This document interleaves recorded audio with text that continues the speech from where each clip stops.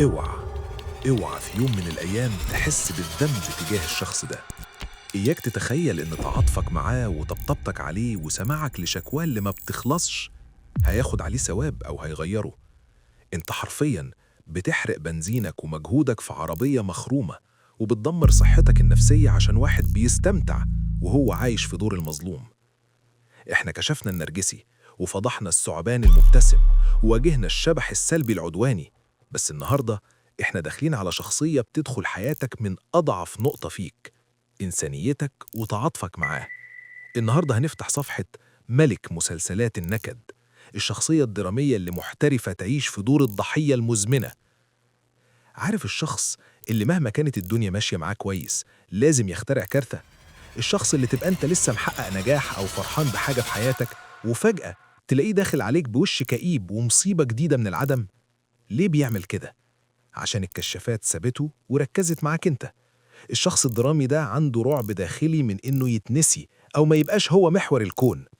حياته عبارة عن مسرحية مأساوية هو البطل الوحيد فيها، وكل الناس يا إما أشرار بيتأمروا عليه يا إما كومبارس دورهم الوحيد إنهم يمسحوا دموعه. لو مديره اداله شغل زي باقي زمايله يبقى المدير مستقصده، لو اتأخر على ميعاد يبقى الشارع والزحمة والكون كله متآمر عشان يأخره.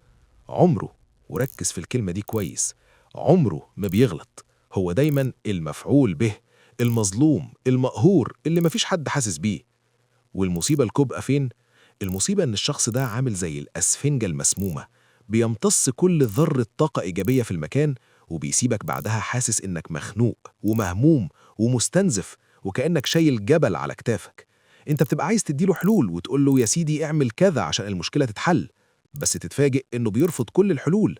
هو مش عايز المشكلة تتحل، لأن المشكلة دي هي البيرسونا أو الهوية اللي بيكسب بيها اهتمام الناس. لو المشكلة اتحلت المسلسل هيخلص، وهو هيموت لو ما عملش دراما.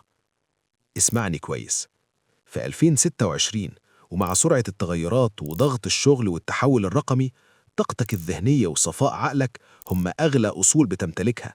الذكاء العاطفي اللي كل الشركات بتدور عليه دلوقتي مش معناه إنك تبقى سلة مهملات لأحزان وعقد غيرك.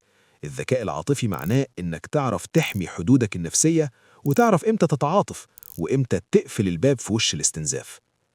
إزاي بقى تتعامل مع مصاص الطاقة ده وتكسر الدايرة بتاعته من غير ما تطلع أنت الشرير؟ ورقة وقلم واكتب ورايا أقوى استراتيجيات دفاعية في علم النفس. القاعدة الأولى: إياك تلعب دور المنقذ. أول ما يبدأ يفتح حنفية الشكوى ويلعب دور الضحية، إياك تديله حلول أو تقول له معلش. الحل السحري هنا هو الرد المحايد البارد. قول له أنا متفاهم إن الموقف صعب، أنت بقى ناوي تعمل إيه عشان تحله؟ ارمي الكورة في ملعبه فوراً.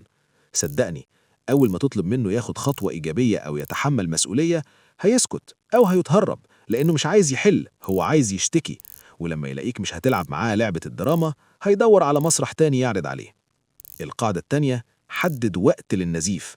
لو ده شخص مفروض عليك في الشغل أو في العيلة ومضطر تسمعه، استخدم استراتيجية الحدود الزمنية الصارمة. قل له بوضوح: أنا قدامي 5 دقايق بالظبط عشان ورايا شغل مهم، احكي لي بسرعة.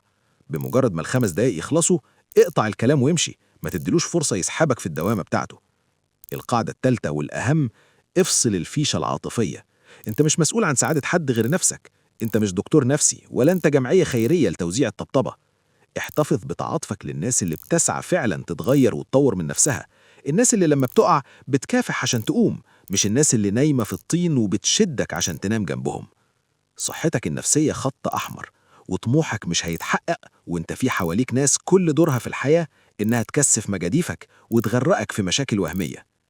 اعمل سيف للفيديو ده عشان ترجع له كل ما تضعف وتحس بالذنب تجاه شخص بيستنزفك، وشيره فوراً لأكتر حد بتحبه وشايفه غرقان في مسلسل نكد بتاع شخصية درامية في حياته ومحتاج اللي يفوقه. وانزل في الكومنتات تحت بشجاعة واكتب لي كام مرة ضيعت ساعات من عمرك بتحاول تحل مشكلة لشخص اكتشفت في النهاية إنه بيعشق دور الضحية ومستمتع بيه.